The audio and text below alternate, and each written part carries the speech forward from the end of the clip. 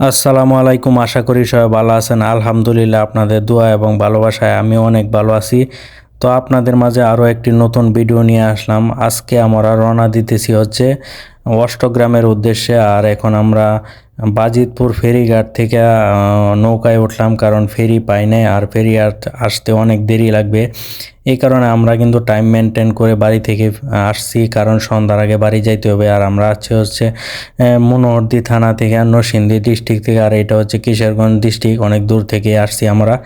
আর এখন আমরা আছি হচ্ছে অষ্টগ্রাম যাওয়ার পথে যে বাজিতপুরে যে নদীটা আছে, এই নদীটাতে নৌকাতে বাইকটাকে উড়ায় এখন আমরা নদীতে বসে আছি।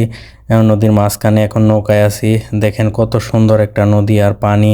আসলে আমার কাছে অনেক ভালো লাগতেছে, অনেক শান্তি। আর আজকে আকাশের অবস্থাও এরকম ভালো না, মেঘাচ্ছন্ন। দেখেন কত সুন্দর একটা নদী। আর এখানে এই নদীতে অনেক মাছ আছে। মানে আমরা জানি যে, মনে করেন যে এই নদীতে অনেক ধরনের মানে দেশীয় মাছ পাওয়া যায় আর কি, সব ধরনের মাছই আছে। তো এখানকার বাজারে কিন্তু এই মাছগুলো পাওয়া যায়। তো আমরা বাড়ি থেকে নিয়েও তো কইরাইছিলাম যে এখানে যে বাজারগুলো আছে দেশীয় অনেক জাতের কিন্তু মাছ উঠে এইসব বাজারে। তো আমরা নিয়ত করে আসছি যে এখান থেকে মাছও কিনে নিয়ে যাব, কারণ দেশি মাছ কিন্তু অনেক স্বাদ। তো এখন কিন্তু অনেক পুকুরেই কিন্তু সব জাতের মাছই কিন্তু চাষ করা হয়।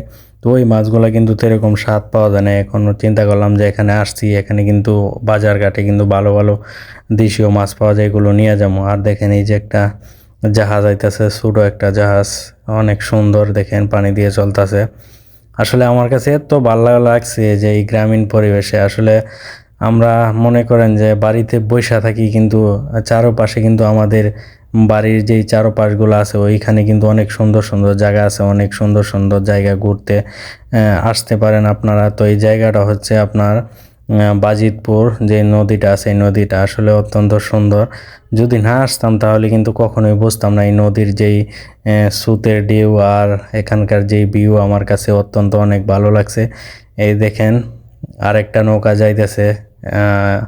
কারণ নৌকা দিয়েও পারাপার হয়, কারণ এখানে মনে করেন যে একটা ফেরি এই ফেরিটা মনে করেন যে যাওয়া আসা করতে 2-3 ঘন্টা লেট হয়ে যায়। এই কারণে আমরা নৌকা নিয়ে রওনা করলাম। এই যে এটা হচ্ছে মানে বাজিতপুর থেকে এটা অষ্টগ্রামে যে ফেরিঘাটটা আছে এটা, এখন আমরা ওইখানে গিয়েই কিন্তু নামার পরেই কিন্তু আমরা ওই অষ্টগ্রামের উদ্দেশ্যে রওনা দিব।